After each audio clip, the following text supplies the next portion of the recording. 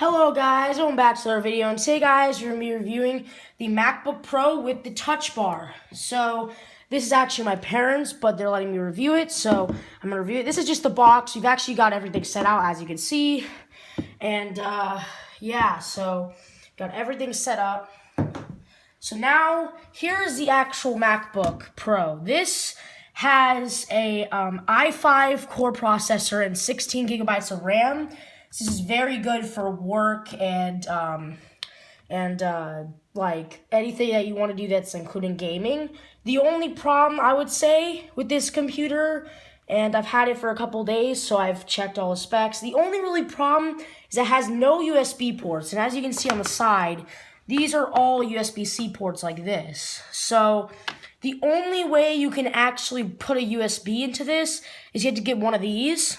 So this connects into here. So put this down. This can connect into here. And then you can put a USB, an HDMI, and a USB-C, another USB-C on top of that. Yeah, you just put another USB on top of that if you want it, but I mean, it doesn't really matter. But then, so you can just disconnect that. These are great speakers. I've tested the speakers on this are way better than the computer that I had previously. This actually has the same amount of RAM as the iMac that I did in a video previously. So this is the charger for it. It is pretty big actually, but the way you connect it is there's this huge cord that comes with it. And you can connect either of these into it. So what happens is you connect this, and then this side you would connect into any of these 4 ports. So that's a good thing about it, I would say. So you can connect it there, and then put this into a wall outlet, and it would start charging.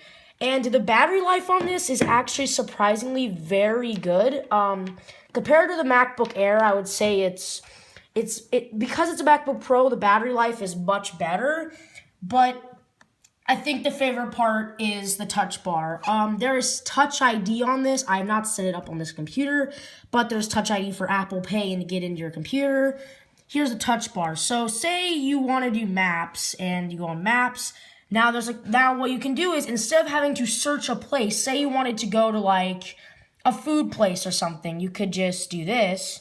And it could show you restaurants. And that's pretty cool, I think. That's, pretty cool. And then you say we're in Pages, for example.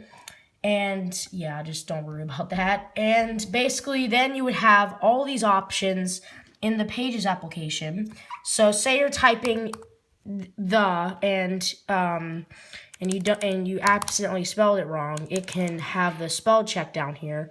Now, here's some cool things. You can scroll down and up so say you wanted to go to the title. Here's the title, and then you can do substitute, heading, heading 2, heading 3, and all of these different things. Now, say you're typing and you accidentally want to check something, you can press this, and it'll actually type it in. So I think that's really cool. Also, on the browsers, I think is actually really cool. So I have Safari at the moment. So here's all these options. So if there's all these apps so all these down here are actually on the touch bar, so you can get to it easier. So say I wanted to go to, for example, Shutterfly or MSN actually. I just tapped it and it went right to MSN, and it's very, very cool. If you wanted to make a new tab on here, you just press that and it makes a new tab. I honestly think this is probably the best thing they've ever done to Mac yet. And yeah, I think that's a great review for this MacBook. I think that's most of it that it includes in this. So if you guys like this video, please like and subscribe, and I'll see you guys next time for another video. Peace out.